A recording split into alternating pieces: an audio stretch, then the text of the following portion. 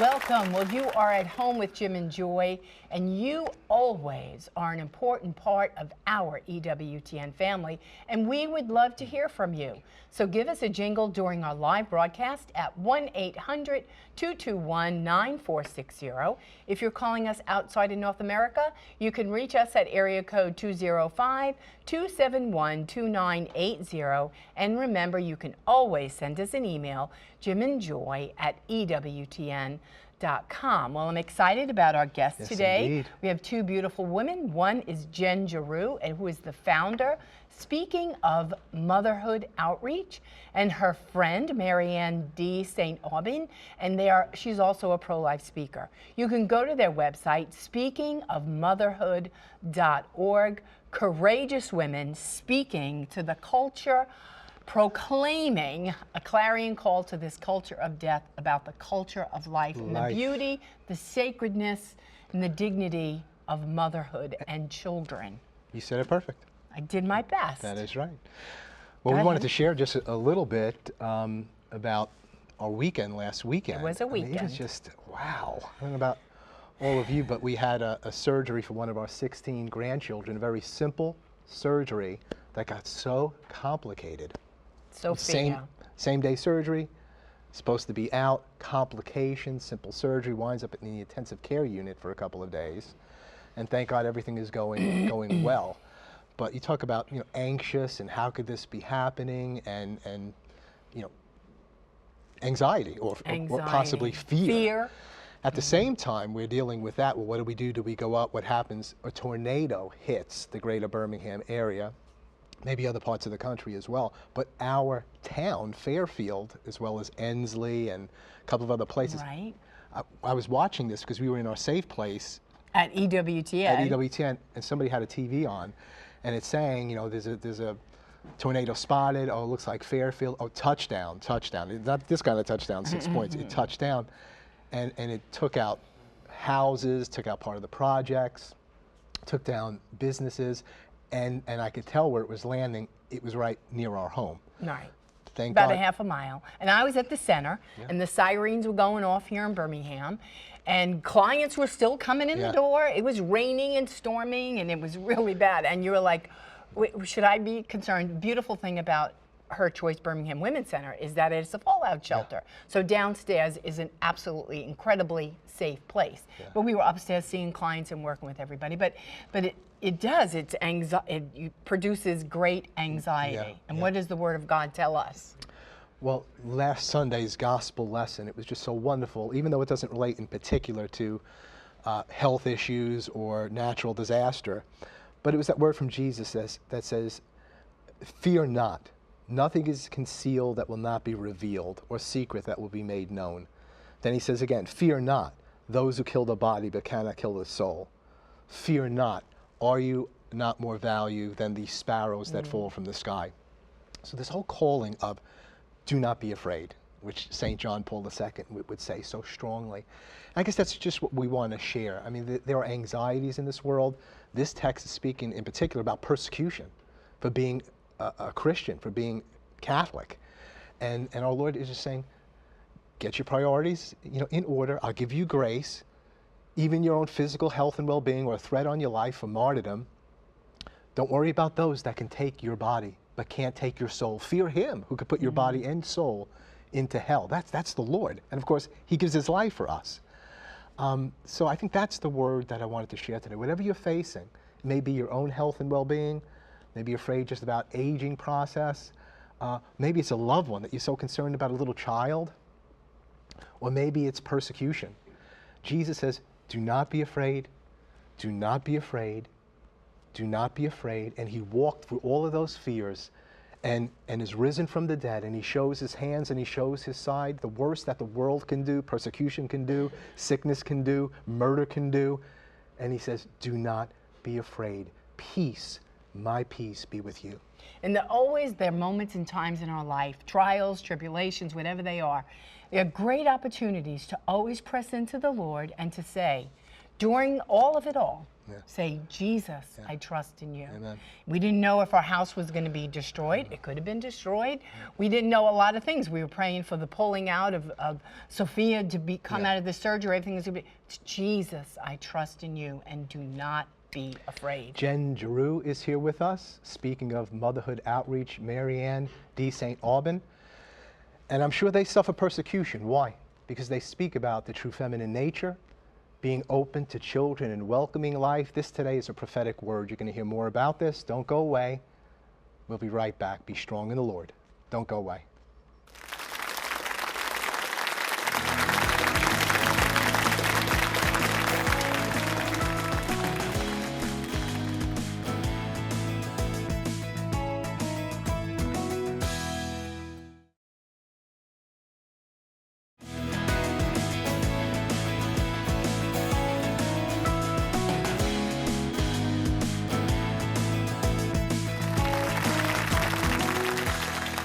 Welcome back. Well, you are an important part of our EWTN family, and we want to hear from you during our live show. So if you have a question or a comment for today's guests, Jenn Giroux and Marianne D. St. Aubin, you give us a call right during the live broadcast at 1-800-221-9460. If you're calling outside of North America, you can reach us at area code 205-271-2980, and you can always send us an email, jimandjoy@ewtn.com, and hopefully we'll use your question or your comment right here on the air. Well, it is my pleasure and delight to bring to you Jenn Giroux, who is the founder of Speaking of Motherhood Outreach. Do we need that? Yes, we do. And her dear beloved friend, Marianne D. St. Aubin, who is a pro-life speaker. So these two lovely ladies are here with us today, and they're going to tell us the beautiful story of their motherhood outreach program. And if you want to go to the website, it's speakingofmotherhood.org. Well, you sweet ladies, welcome to At Home with Jim and Joy, and it is our delight and pleasure and privilege to have you. But I want you both to tell a little bit, our family at home, a little bit about who you are, where you were raised, where you come from, and what God is doing in your lives. Well, I am originally from Minnesota, and I have a wonderful husband and 4 beautiful children, and I have my 12th grandchild on the way. Congratulations. Yes, and I now live in Cincinnati with where my dear friend Jen lives, and so we're here from Cincinnati. You lived in Birmingham for a time as well? I some years did. I back? lived here for 8.5 Welcome years. back. Wow. Yes, yes. From 1994 to 2002. So it does feel like coming home. Yeah. Good. Yeah. Good. Wonderful. Yeah. Good. And I'm from Cincinnati, cradle Catholic from there. Just grew up with great parents. My dad is 87 now, and just been an incredible role model of heroic pro-life and Catholic activism. My mom the same. I always say I'm Irish trying to be Italian, because that combination is what raised us, and they raised us on just great sayings like trust God, He knows what He's doing. And my mom always said, you know, accept any baby and any soul God will entrust to you, because it's such a great gift. And that really probably is what led to the ministry we started in the Speaking of Motherhood. I'm a registered nurse and have been for 32 years now. And I worked in the same-day surgery department after having other experiences in postpartum and med-surg. And I noticed for 10 years a steady, regular pattern of these young girls that would come in for various surgeries, and I would be taking their history and physical. And it was all pretty common that they would go on the birth control pill or some type of hormonal contraception at an early age, sometime being ushered onto it by mothers that were urged by their doctors. And then they would stay on that until they had a baby or got married and decided to have a baby, would go back on birth control after the first baby, have the second baby, and then looked for some type of permanent sterilization. And so during that 10 years, I was pregnant a lot of times because I have 9 children. And so it would be very interesting too to see the reaction I would get from these women when I would say, oh, this is number 6, this is number 7. They were like, I'd shoot myself. Oh my gosh, I'd kill my husband. I mean, the negative comments about the beautiful, you know, gifts of children. And so that's when I really started thinking we need a positive representation that counteracts just saying don't use birth control. Because we know the beautiful teaching of the church that most people misunderstand. So I put together this group of women with amazing stories, and basically so we could show young women the beauty of children and the gift of accepting God's gift of children. But as a nurse, I also wanted to tell them about the physical harms of contraception. So that combination of talking about the statistics and the verifiable facts, and then talking about remaining open to children and the stories of women who have regrets from not having more children or from accepting children that the doctor told them they couldn't have. We want our generation to teach the younger generation and have them learn from our mistakes. Yeah. And so, Marianne, you're part of the team. Yes. Part of the witness team. Did we want to go to Marianne's testimony now, or do we want to wait for a while? Whatever you want to do. Okay. Well, Marianne, we're speaking here about, you know, your work and seeing this mentality, you know, and it really is part of the culture of, really a culture of childlessness or avoidance of children or limits on children, which the church doesn't totally negate. You can space children. You pray as a couple regarding the timing of children, but we have a culture now, and we see this at our center, Her Choice Birmingham Women's Center, a pro-life center, where contraception is being used to avoid children, and then when there is a conception, it's a wrongful conception. And so we see women coming in, sometimes the guys with them, some pressuring, to say, you know, I didn't want to conceive. Therefore, this is wrong. So there's that close connection between contraception and abortion. Of course, our center is not about abortion, it's all about life. So avoiding pregnancy, you know, whether it's contraception or sterilization, so you've got a whole team together to lift up a culture of the true feminine nature, that fertility is not a disease, because we think of that with the HHS mandate. The contraceptive mandate is because it's under the disease category.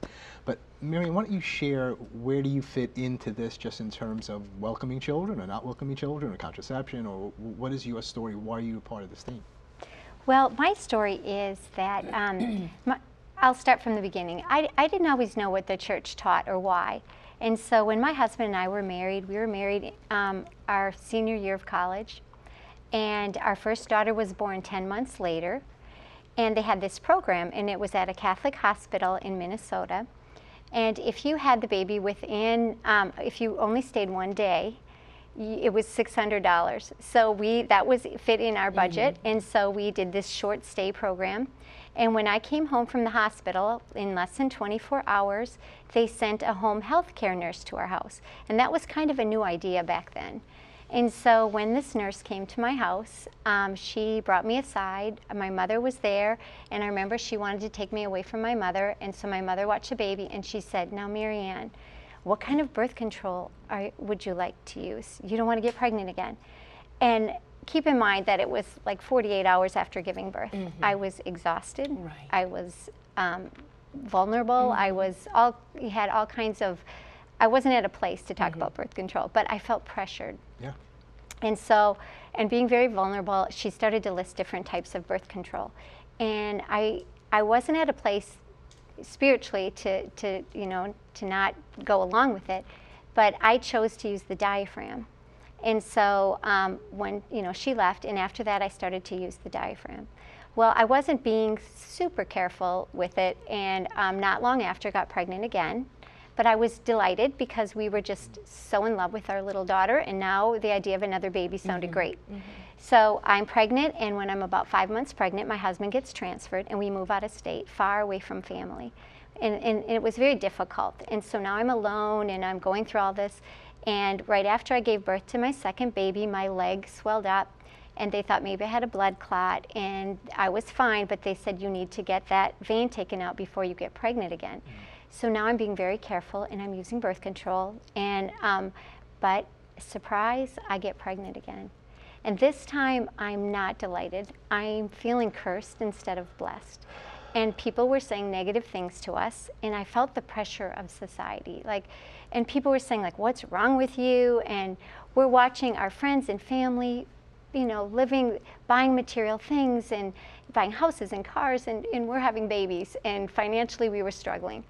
And so it was very difficult. So after my third baby, my third daughter was born, I had my tubes tied.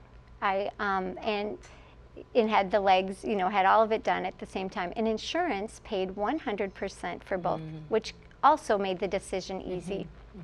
Well, it wasn't long after my husband was transferred again, right when she was just an infant, and I began regretting the decision terribly. I was 26 years old when I made that permanent decision. I began to mourn the loss of my fertility.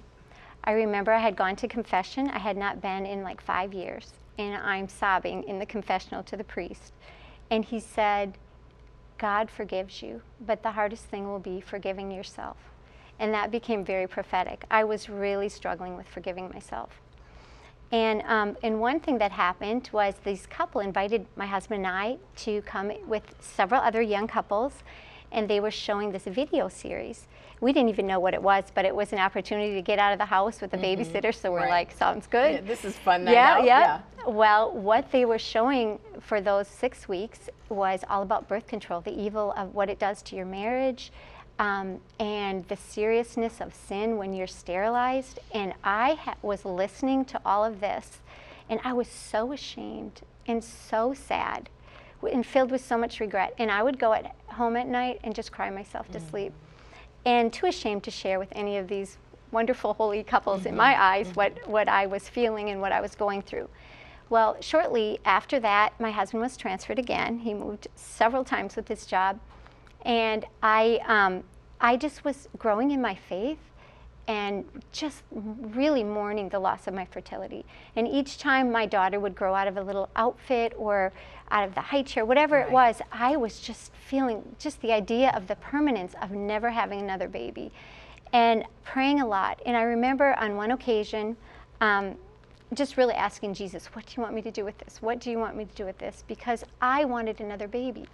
And I was created for this. So I went to a doctor. I heard it was this good Catholic doctor, and I'm pouring my heart out to him, sobbing in his office.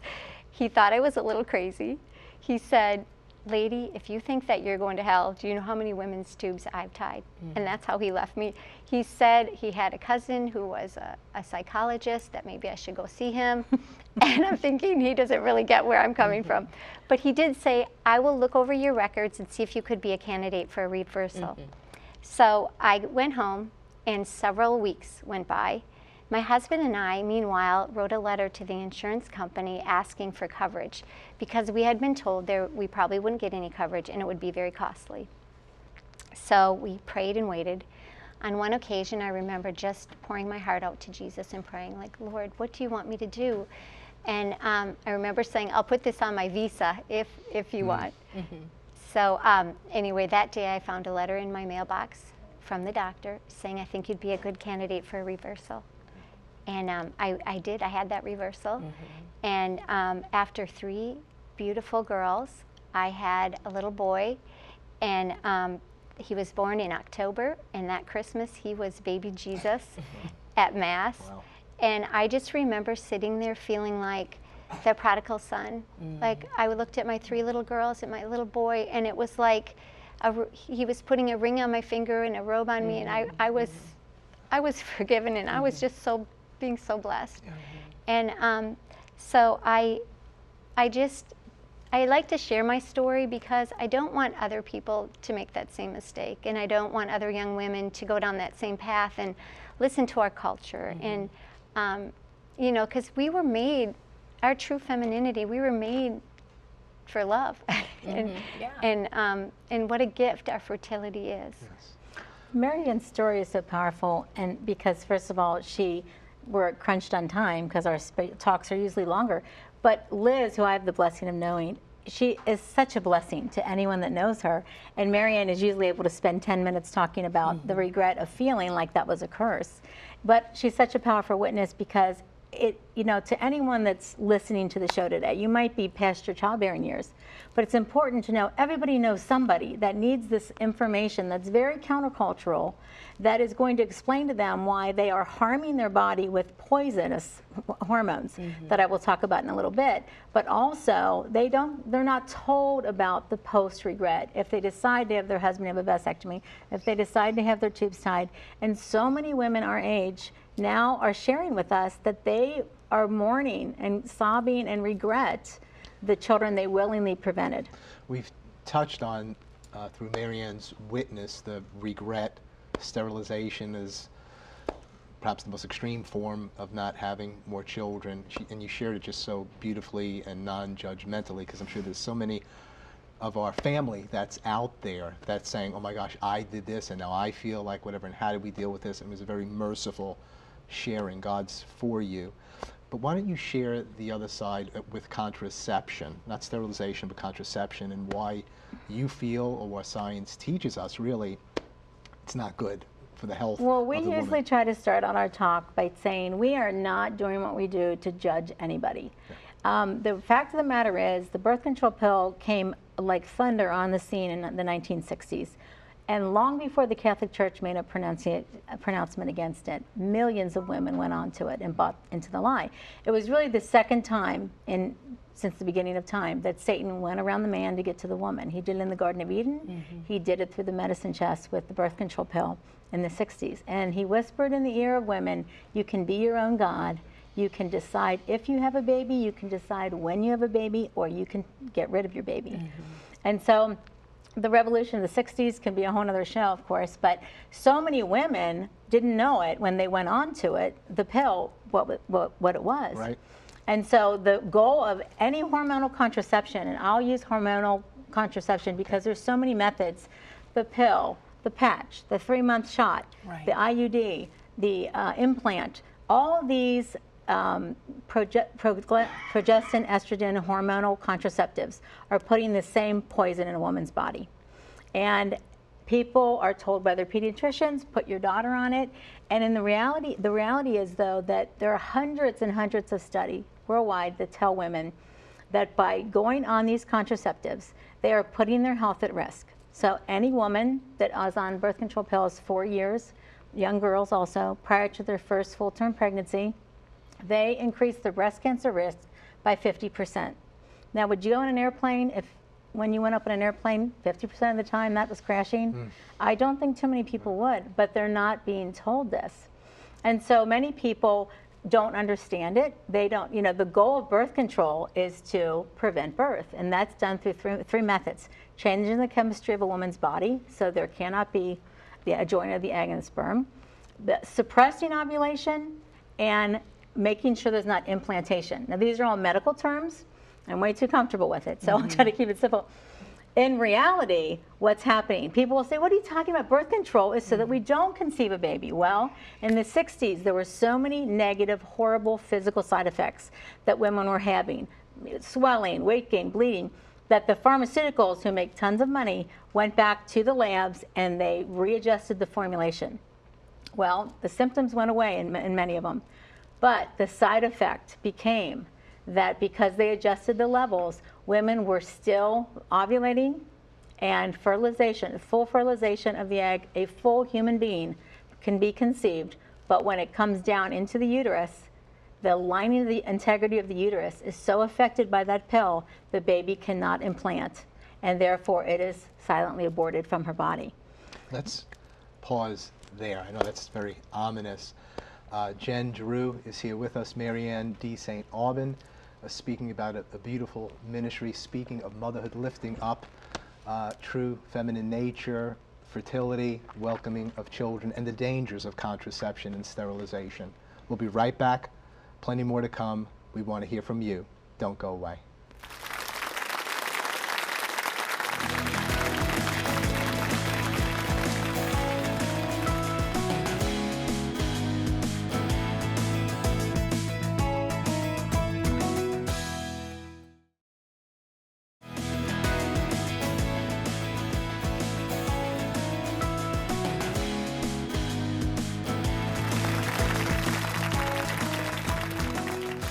back, well, remember that we want you to be a part of our show.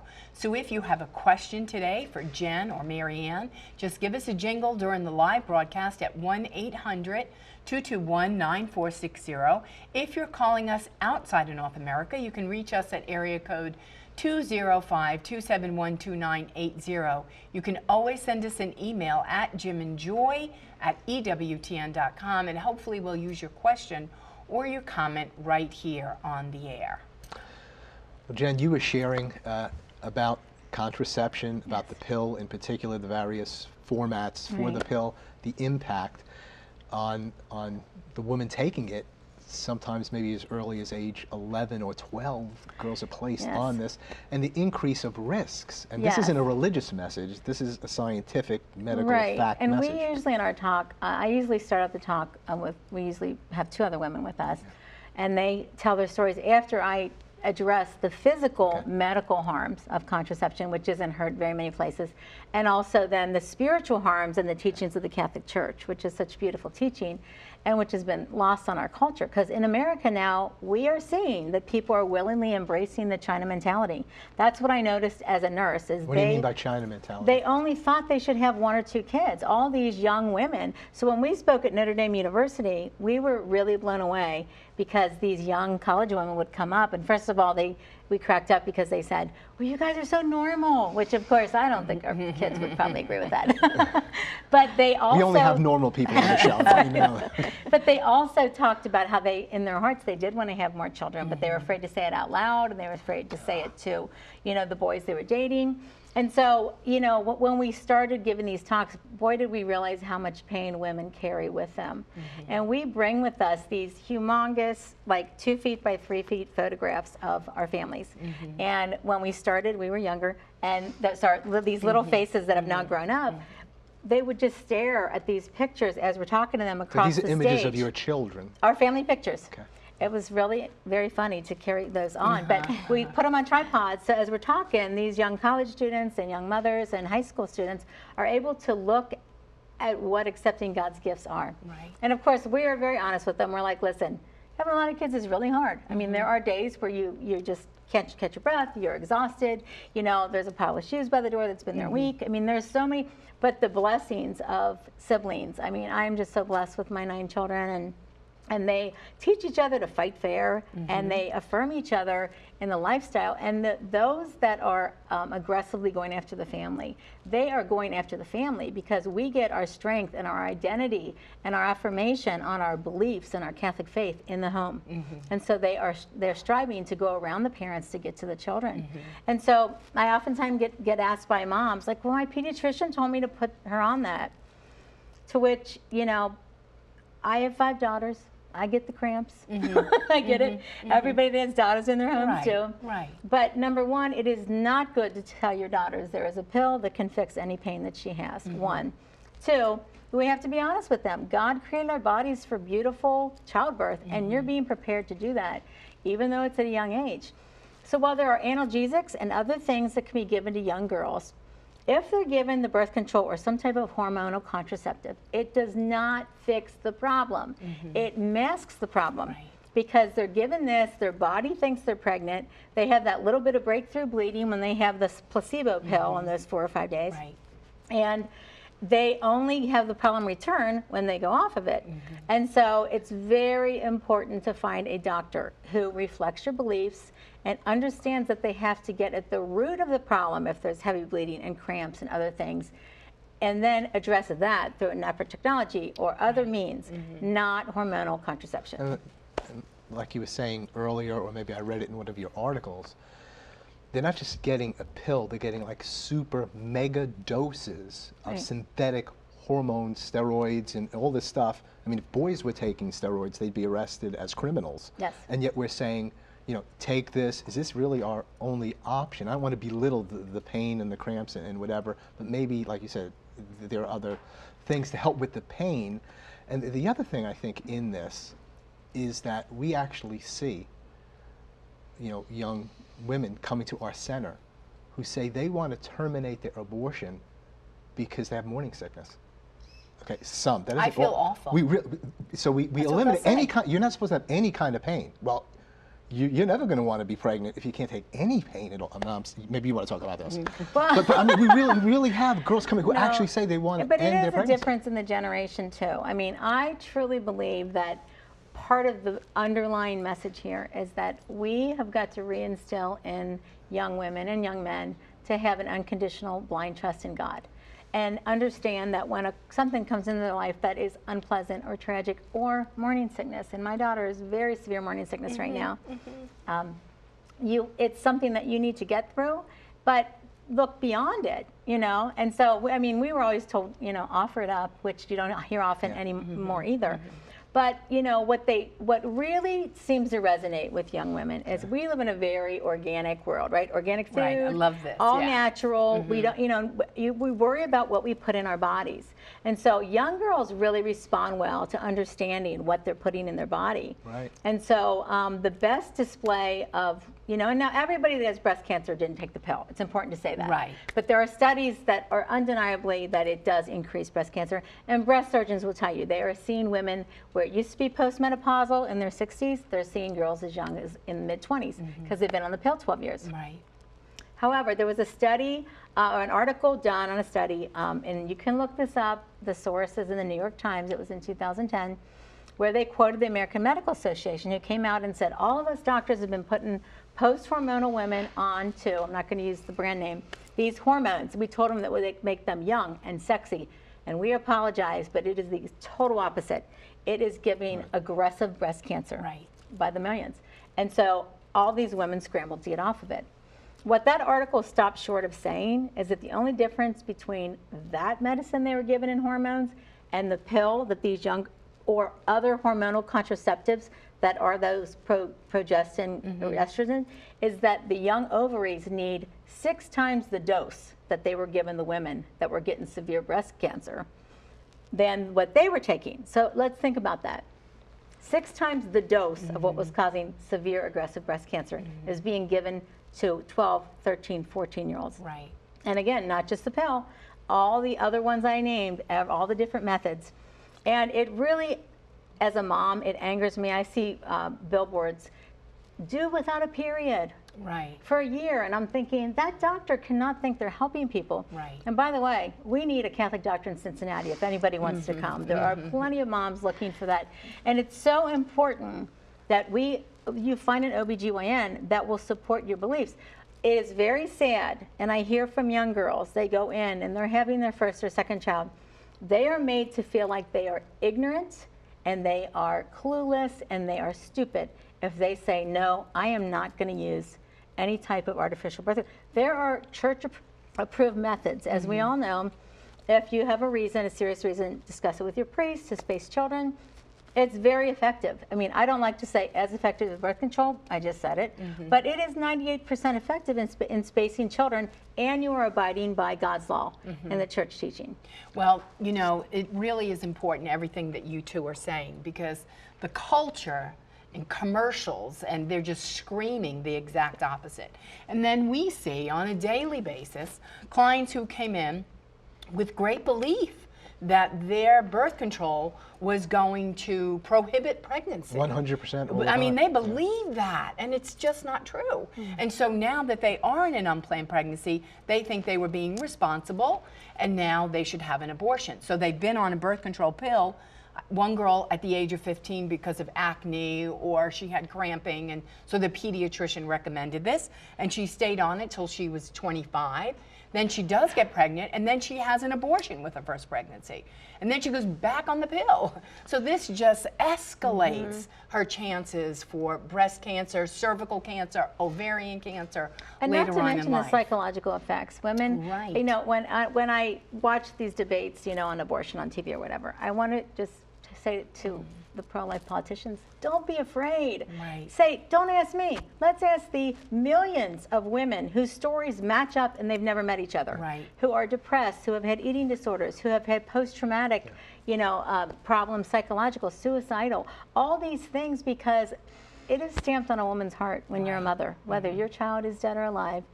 It is so painful to see these young girls that are lured into a Planned Parenthood or to these abortion facilities. They want their money, girls. I mean, that is the bottom line. They want your money, but they're not going to be there for you after it's all done. And that is what's so incredibly, incredibly sad, is that these young girls are very confused. They are told, you know, sex is okay, so they aren't instructed to wait until marriage. And they're very confused when they hear this information.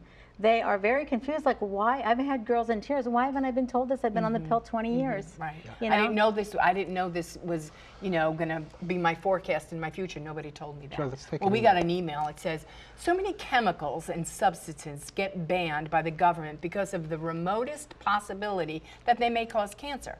With all the known problems of the pill, why is it even on the market today? And this is Julie from New Orleans. All right, Julie, great question. First of all, cigarettes and asbestos are in the same category as these hormonal contraceptives put in there by the World Health Organization, not the Catholic Church. So that is a statistic that tells you, anyone that's like, oh, you Catholics, I don't want to listen to you. No, listen to the health statistics that can tell you that. So the pill is a carcinogen. It is a carcinogen. It is a class, I think, class 4 carcinogen.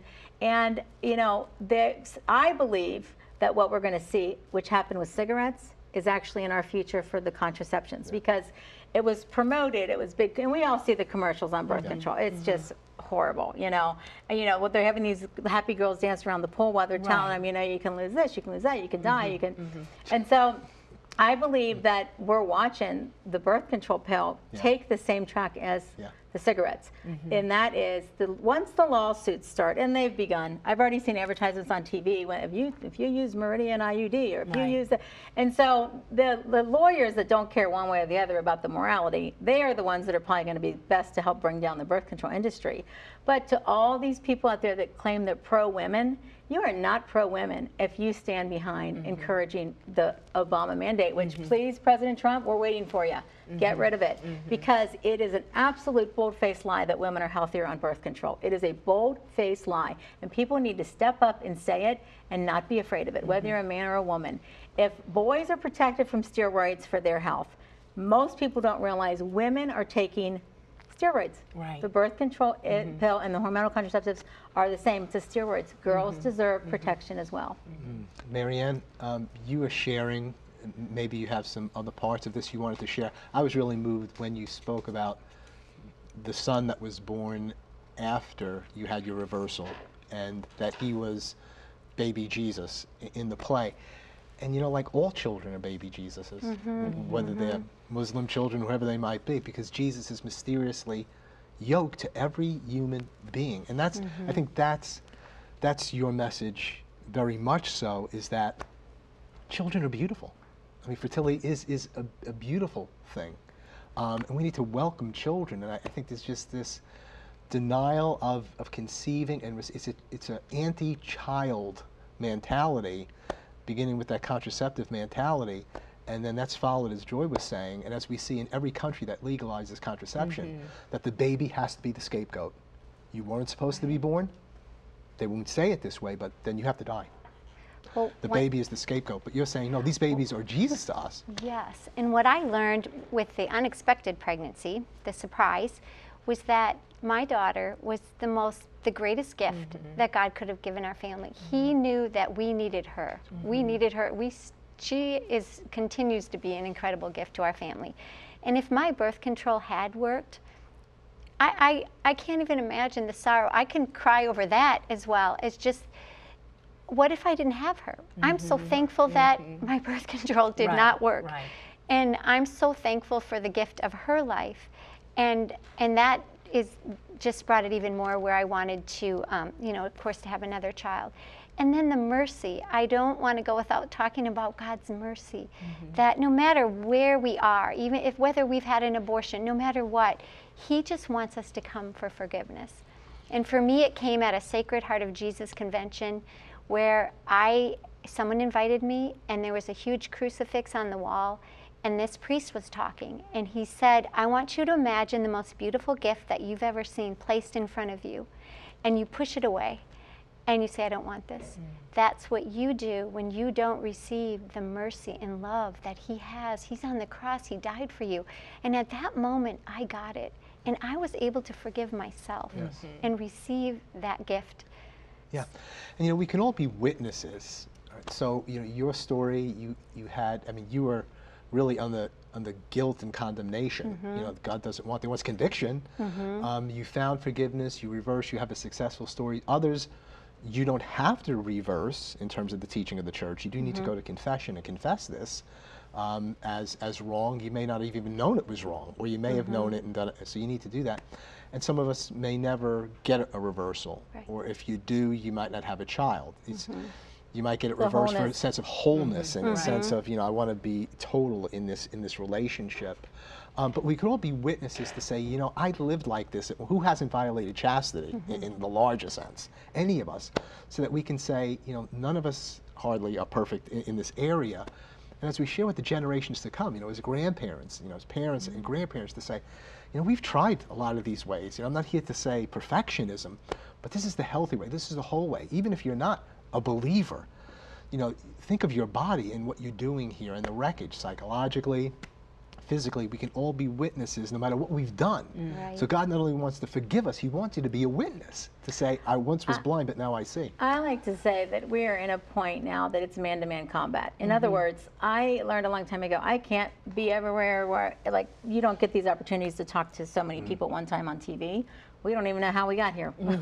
But the fact of the matter is, I tell people all the time, touch the people that are in your life. Right. Listen to the women that are struggling with having the babies and working and thinking they always have a time after 40 to have a baby, because there's a lot of women that worked that long and then realized they couldn't have a baby. Right. And so sharing a story like Marianne, or having really the courage to say, I love you in your family. Niece, I have over 60 nieces and nephews, okay? Yeah. And, they're in the younger culture, So it's hard. My kids always joke around, oh, Mom, you're always the one that's saying the weird things at the parties, But in reality, it comes up, No, it does. And so I had one incident where I was driving through Starbucks before the boycott, and I pulled up, and the girl with the headphone on said, hey, your coffee's coming, what do you do? And I'm like, oh, this is just too perfect. So I was like, well, I have 9 children, and that's my first job. That's what I do. But I also teach women like you about the harms of contraception, and she has the headset on, so we're educating the one back at the speaker too. That's right. And she's like, really? I have an IUD, and my boyfriend, blah blah blah blah. And she's talking into her headphone. So I'm like, don't forget my 2 shots, but you need to stop having sex. Like, you need to learn more about it. And that IUD is hurting you. And so I never saw that woman again, but she's like, that's a lot to think about. You're right. I'm thinking I'm going to do that. Now, she could have also poisoned my coffee, But she did, and you're but here. But that was an unexpected moment where somebody, that somebody asked, and had the same thing happen, helping somebody with makeup at a wedding. All these girls were there, and the makeup artist kept asking me about the birth control stuff that I did, and got a letter from her a month later that she had just gotten her pills at the pharmacy for the first time. She had 3 children, and met me that day and decided she was going to honor the church teaching. She threw them away. She was already pregnant. Wow. So it's real hard to explain that difficult thing of, women women now, we're guilty of this too, but younger generation, they like a lot of control. That surprise baby, it just is the unthinkable to them. And so many people have that perfectly spaced child. And I'm countercultural. I advocate stair steppers. I had my last 5 kids in 6 years, 6.5 years. And, they're close together, and it's very busy. But what's important is that they're growing up together. They're not at different stages. They're there to support each other. They fight. It's real. It's real. And, my husband and I just try really hard to instill the Catholic faith and teach them to go on and have children when they get older. Right. And the beauty of all that, having a large family, you've come from a large family, I've come from a large family, and when we come back from our break, we can talk about the benefits of having a large family, because the culture, nobody wants to talk about that. Or when you even see it on TV, there's only 2 kids at the table or 2 kids in that commercial, and that's we want to promote life, marriage, and family. Let's take a pause at this point. We'll be right back. Speaking of motherhood, plenty more to come. Don't go away.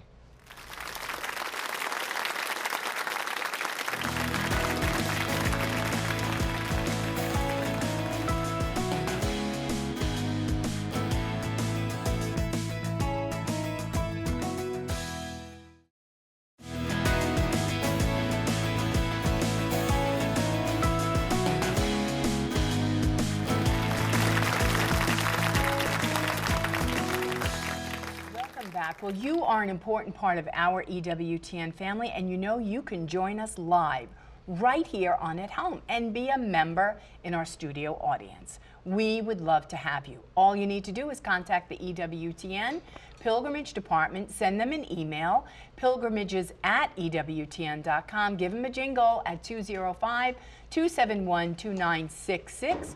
You can always come to EWTN, go to Hansville, visit Mother's Resting Place. I promise you it will be a beautiful event in your life. So make that happen. Well, we want to wrap up. We're going to go straight to Rome to hear from Joan. Joan, what do you have for us today? Well, greetings from Rome to all of you at home. And I have to start off by asking, is it a scorcher where you are? We've had a prolonged heat wave here. Italians are trying to cope, but I have to say it didn't keep them from turning out in pretty big numbers Sunday at Pope Francis's Angelus prayer in St. Peter's Square. Now, he starts, as he always does, speaking of the gospel, and he said, in this gospel, the Lord continues to say to us, as he did to his disciples at the time, have no fear. And Francis said, let's not forget these words. When we have some tribulation, something that causes us to suffer, some persecution, he said, we must always remember to hear Jesus' voice in our head. When Jesus says to us, be not afraid, I am with you. And speaking of fear and persecution, the Pope did note the many in the world today who do suffer persecution. He said, we pray for our persecuted brothers and sisters.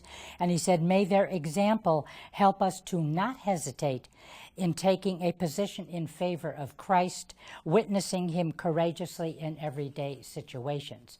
Okay, we looked back at the Sunday Angelus. Let's look forward to this week, because on Wednesday, Pope Francis celebrates the 4th consistory of his pontificate, and he's going to name 5 new cardinals. So by Wednesday, the College of Cardinals will have 225 members total, 121 of whom are under the age of 80, and therefore they're eligible to vote in a conclave. Now, the ceiling for cardinal electors has normally been 120. However, in recent years, a couple of the popes have gone over that number a bit. Now, the new cardinals are from Mali, Spain, Sweden, Laos, and El Salvador. And among the electors Wednesday, so the whole new College of Cardinals, but among the electors, 19 will have been appointed by Pope John Paul, St. John Paul, 53 by Benedict Emeritus XVI, and 49 by Pope Francis. Now, since he was elected in March of 13th, there are slightly fewer cardinals in North America and in Europe, and slightly greater numbers in Oceania, Asia, Africa, and Latin America. Now, Italy still does have the largest number of cardinal electors with 24. The U.S. is second with 10. Then we have France with 5 cardinal electors, and then 4 each for Brazil, Mexico, Spain, Poland, and India. So interesting numbers there, and a lot of interesting TV for you to watch this week. So I've gone over my time. Time is up. Back to you at home. Joan, thank you so much. God bless you. Good health to you. And it's interesting, she was sharing about new cardinals being made, and she shared about the Holy Father's word from the gospel that we shared at the beginning of the show. Do not be afraid. Cardinals are dressed in red for a reason, faithful to the shedding of their blood. And that's true for all of us. And you women are courageous, just sharing the truth in the midst of this culture of childlessness and the culture of death. To not be afraid to speak the truth in love. Some further thoughts on this great ministry, speaking of I motherhood? always love the saying, behold, I make all things new. And whenever we speak with women or hear from women or see them in such pain and suffering, every day can be a new day. And so if I could end with one thought to folks listening out there, it's like, pray. God might not be done with you. You might be 40, but there might just be one more soul he wants to bring into the world through you, And it's a challenge to always look through the gray matter of all the media talking and go to the catechism and understand the beautiful teaching of the Catholic Church's teaching, to understand how beautiful every child is. We have a special needs daughter, Mary Claire, and it's funny, everybody when we're out will say, oh, is she your youngest? No, she is our seventh. And that value is also lost on what God is possibly presenting to your family. You know, He makes me grow every day, and it's not easy. But you have to have that unconditional trust, which my mom and dad were so good at teaching us. And that's important that young parents understand. They are the eyes of their children to learn the faith and blindly trust in the Catholic Church and the teaching handed to us from Jesus. And that trust and that willingness to trust in the truth is difficult for some younger people. And they can do it. They just need to be encouraged, and they can look at the statistics of the harm, but also understand the beauty of what God's willing to give them. Marianne, did you want to close us out? You said you had something you wanted to read. Yes, I do. For anybody who's listening, and no matter where you are, if you have any regrets, or, you know, I just want to read Jesus' words to St. Faustina. Let the weak, sinful soul have no fear to approach me, for even if it had more sins than there are grains of sand in the world, all would be drowned in the unmeasurable depths of my mercy. Ladies, thank you so much for being with us today. Thank you. Such an important we try message. in our message, if we're invited, we will go and try to give talks when we can, but we have like 44 children between all of us. So, you know, we usually have about a 24-hour window that our husbands will do that. But we so appreciate your giving us the vehicle to get this important message out. Thank you so much. Thank you. Well, it's good news that Jesus Christ did not come for the well, but He came for the sick. He came for the hurting. He didn't come for the righteous. He came for those that recognize their sinfulness. God is attracted to you. God's attracted to your weaknesses. Let Him come. Say yes to Him. Let Him heal you, forgive you, so that you might be His witness at this juncture in history. God bless you and all of your loved ones. Keep it on EWTN. Bye now.